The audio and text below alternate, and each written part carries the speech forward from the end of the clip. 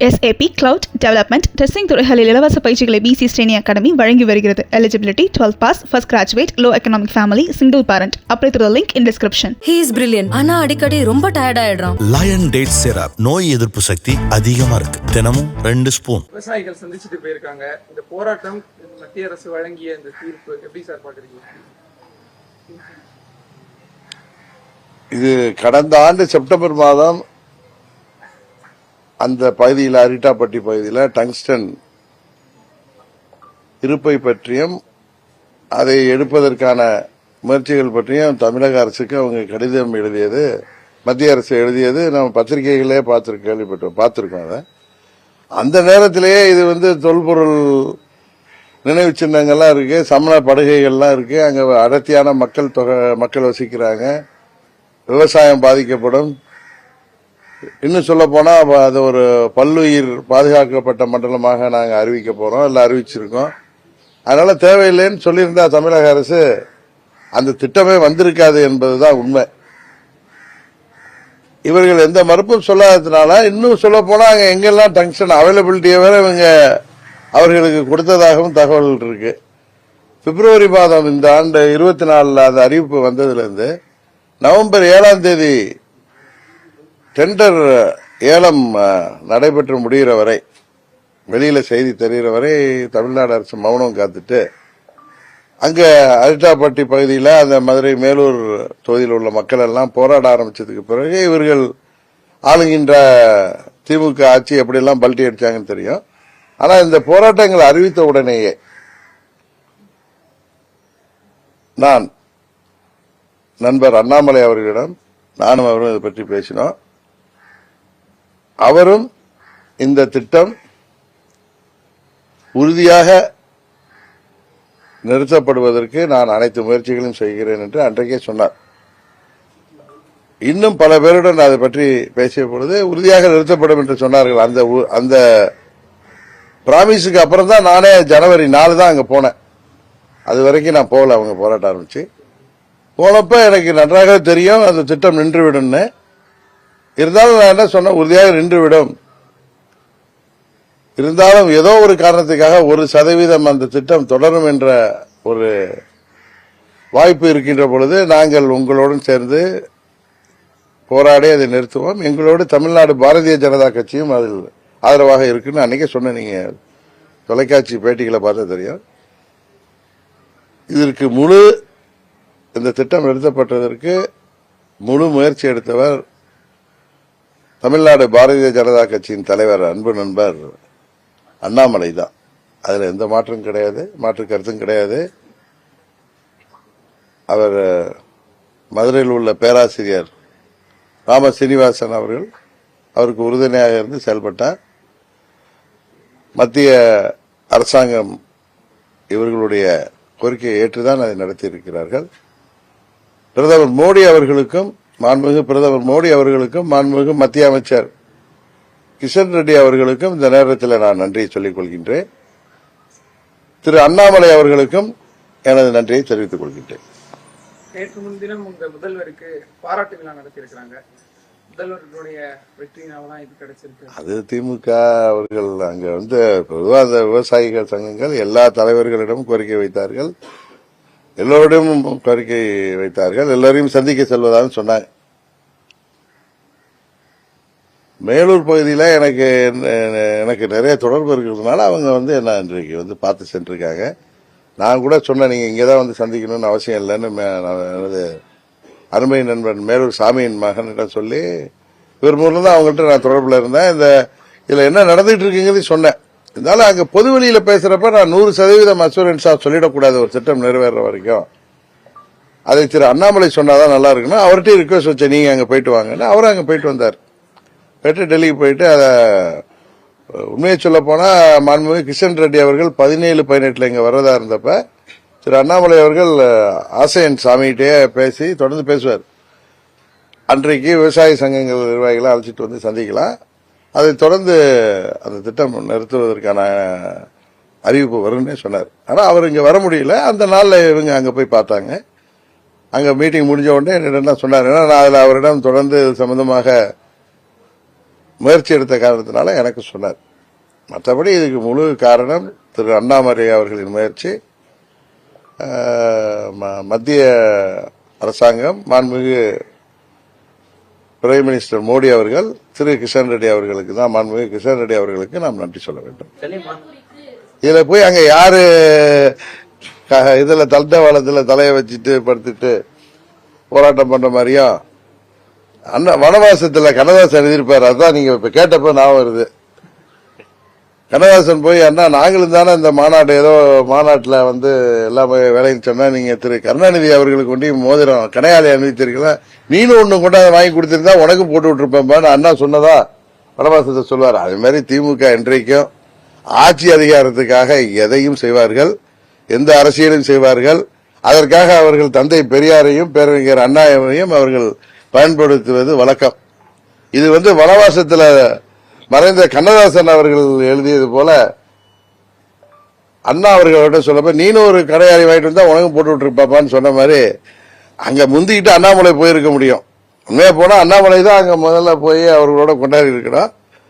அத என்டிஏ கூட்டணியை சேர்ந்த கட்சிகள் போயிருக்கணும். மற்ற கட்சிகள் எல்லாம் ஆதரவா இருந்த அனைத்து கட்சியும் போயிருக்கலாம்.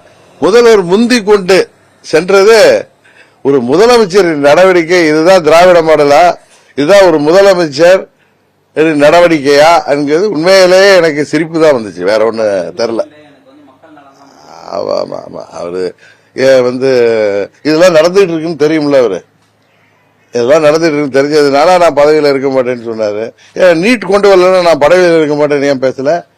நீட்டுக்கு திருமணம் தானே நிறைவேற்றினாங்க சட்டமன்றத்தில். இது அவர்கள் அடைக்கிற அரசியல் ஸ்டண்ட், இது பொலிட்டிக்கல் ஸ்டண்ட்.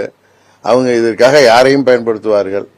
அவர்கள் வந்து தந்தை பெரியார, பேரறிஞர் அண்ணாவை எல்லாம் பயன்படுத்தி தமிழை எல்லாம், நமது தாய்மொழி தமிழை எல்லாம் அவர்கள் தங்களுக்கு சாதகமாக இன்றைக்கு அரசியல் களத்திலே பயன்படுத்தி வருகிறார்கள்.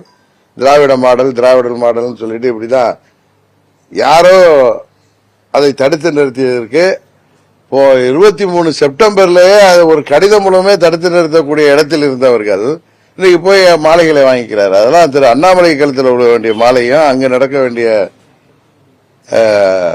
அதுக்கு அவர் முந்தி சென்றிருக்க வேண்டும். அவருக்கு தான் முந்தி சென்றிருக்கணும். அவர் அது மாதிரி அரசியல் செய்யல. அதான் உண்மை. சேர்ந்தவர்களை பல்வேறு பிரிவுகளாக பிரித்து வச்சிருக்காங்க. பட்டியல் சமூகத்தில் சேர்ந்தவங்க ஒரு முதல்வராக வரணும் அப்படின்னு ஆளுநர் ஆரம்பம். நல்ல கருத்து தானே ஆளுநர் ரவி அது மாதிரி சொல்ற கருத்து, நல்ல கருத்து தானே. அது வரவேற்க தகுந்த கருத்து. அந்த சூழ்நிலை தான் இருக்க தமிழ்நாட்டில். அந்த சூழ்நிலை வர வேண்டும் என்பது எனது விருப்பம்.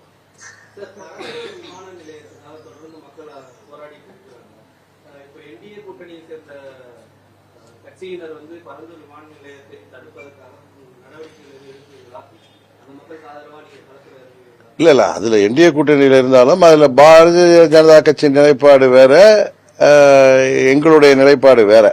அங்க வந்து அங்க மக்கள் விரும்பாத பட்சத்துல மக்கள் ஏற்றுக்கொள்ளக்கூடிய ஒரு இடத்துல அந்த விமான நிலையம் வர வேண்டும் என்பதுதான் எங்களுடைய கருத்து. அதை நாங்கள் தொடர்ந்து வலியுறுத்திட்டு வர்றோம். சர்வதேச விமான நிலையம் வர வேண்டும் என்பதில் எந்த மாற்று கருத்தும் இல்லை. அது எங்க வரணுங்கிறத அரசாங்கம், மத்திய மாநில அரசாங்கங்கள் சரியாக செய்ய வேண்டும். இன்னொன்று பரந்தூர்ல தான் அதுக்கு எல்லாம் வந்து 10 ஆண்டுகளாக நாங்கள் சர்வே செய்ததுன்னு முதலமைச்சர் சொல்ல பார்த்தா சரியா தான். அந்த மக்களை முதலமைச்சரே போய் அவங்கள கன்வின்ஸ் பண்ணணும். அதை விட்டு அவர்கள் அங்க அடக்குமுறையை கையாள்வதோ அங்க போறவங்களை எல்லாம் தடுத்து நிறுத்துவதோ கேலிக்கூத்தாக இருக்கிறது. 2026 சட்டமன்ற தேர்தலில் பெரிய மாற்றம் எதிர்பார்க்கலாமா சட்டமன்ற? உறுதியாக இந்த மக்கள் விரோத திராவிட மாடல் மக்களை ஏமாற்றுகின்ற திமுக ஆட்சி வீழ்த்தப்படும். தேசிய ஜனநாயக கூட்டணி உறுதியாக தமிழ்நாட்டில் மக்கள் ஆதரவோடு ஆட்சி அமைக்கும். வேங்கை வயல் விவகாரம் பார்த்திருப்பீங்களா சார்? வேங்கை வயல் விவகாரம் 2 ஆண்டுகளுக்கு பிறகு அந்த மக்கள் மீதே அரசாங்கம் சொல்லியிருக்காங்க. உங்களுடைய கருத்து என்ன சார்? இல்ல இதுல வந்து ஏற்கனவே விசாரணை கமிஷன் அமைக்கப்பட்டு அங்க இன்றைக்கு சிறப்பு புலனாய்வு படையெல்லாம் போய் ஏதோ பார்த்து இன்றைக்கு இப்படி ஒரு அரசாங்கம் இது போன்ற ஒரு நிலைப்பாடு எடுத்திருக்கிறப்ப சகோதரர் திருமாவளவன் மற்றும் கூட்டணிக்கு அவங்க திமுக கூட்டணியில் இருக்கிற கம்யூனிஸ்ட் கட்சிகள் எல்லாம் சிபிஐ என்கொயரி கேட்கிறாங்க. அதனால அதை சிபிஐ என்கொயரி அதில் அமைத்து உண்மை குற்றவாளிகளை கண்டுபிடிக்க வேண்டும் என்பதுதான் எல்லாருடைய விருப்பமும்.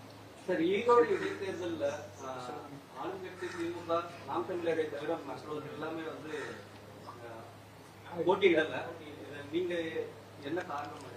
இல்லை, எல்லா போட்டியிடாத கட்சிகள் எல்லாம் சொன்ன காரணங்கள் உங்களுக்கு தெரியும். இது திமுக ஆட்சியுடைய கடைசி தேர்தலாக இருக்கும். இந்த தேர்தலில் அவர்கள் வந்து அவங்க ஆட்சி அதிகாரம் பணபலத்தை பயன்படுத்தி அங்கே ஒரு புதிய முறையை கையாண்டார்களே, பட்டியல மக்களை அடிக்கிற மாதிரி ஏழை எளிய மக்களுக்கு தினமும் வேலைக்கு போவோம்னா இங்கே வந்து உட்காருங்க 3 வேளை சாப்பாடு அப்படிலாம் கொடுத்து ஏழை எளிய மக்களை ஏமாற்றி, இன்னும் சொல்ல போனால் அவர்களெல்லாம் ஆட்சி அதிகாரம் இருக்கிறதுனால மிரட்டி அங்கே உட்கார வச்சு ஒரு என்ன சொல்வது, ஒரு ஜனநாயக விரோதமான ஒரு தேர்தலை அவர்கள் அங்கே எப்படியும் தேர்தல் ஆணையத்தை ஏமாற்றி நடத்துவார்கள். அதனால 26 சட்டமன்ற பொதுத் தேர்தலில் பார்த்துக்கலாம். இந்த தேர்தல் முடிவு ஒன்றும் தமிழ்நாட்டின் தலையெழுத்தை 26 மாற்ற போறதில்லை. ஏன்னா பல தேர்தல்களை இடைத்தேர்தல்களை பார்த்திருக்கோம்.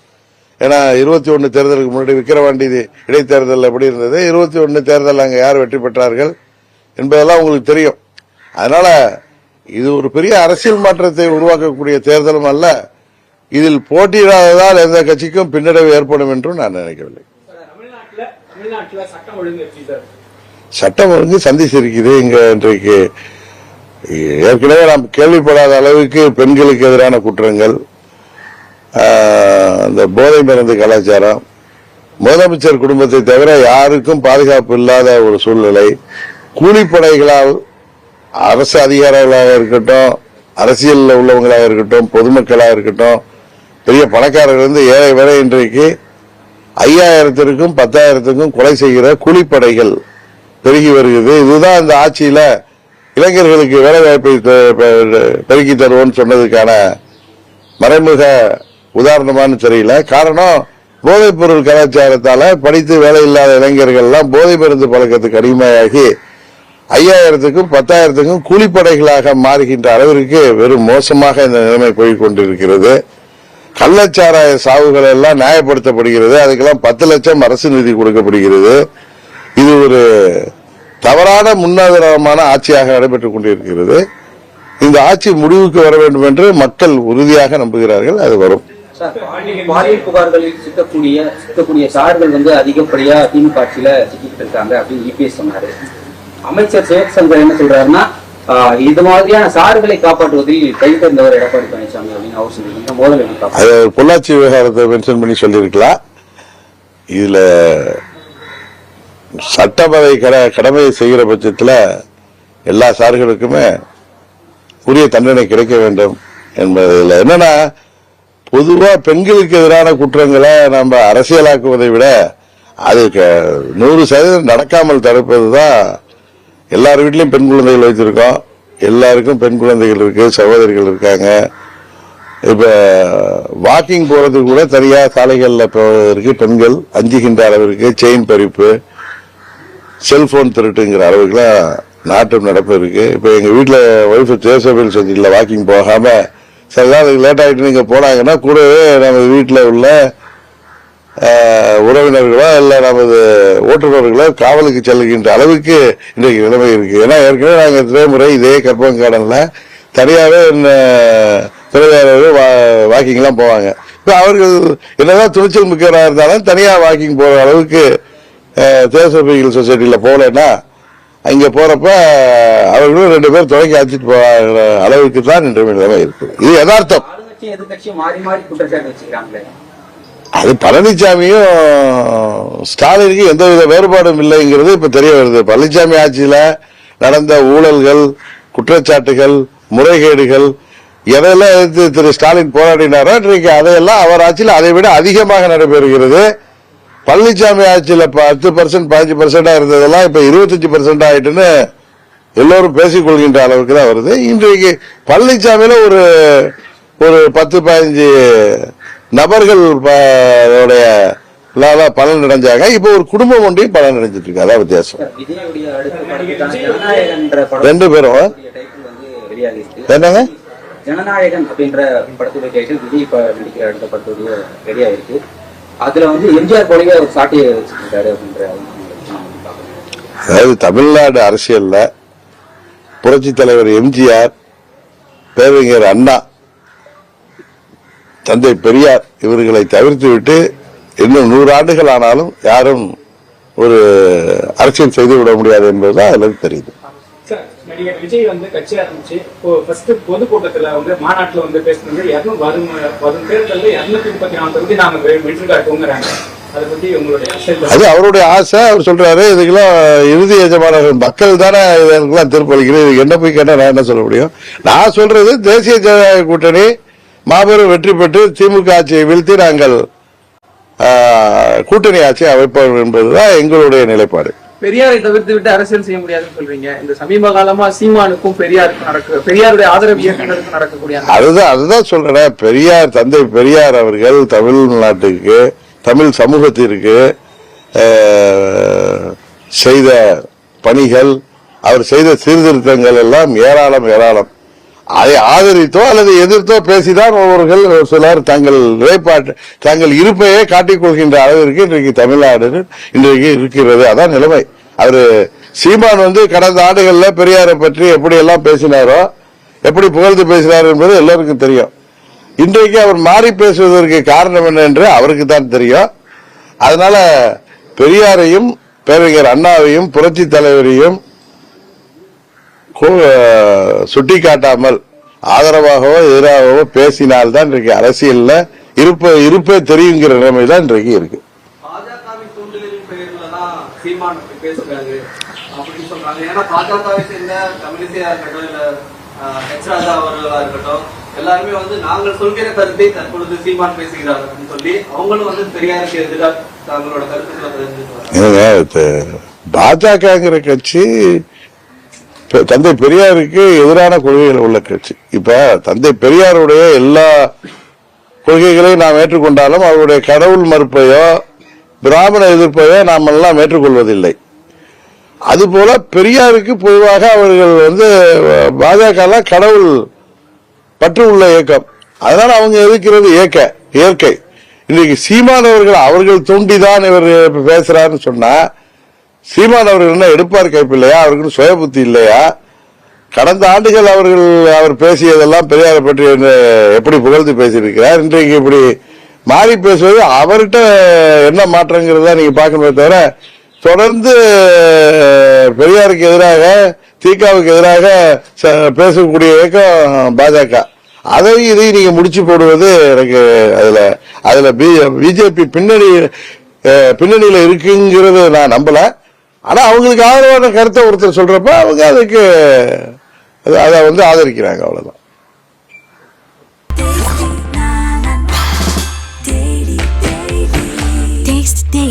Taste the Daily.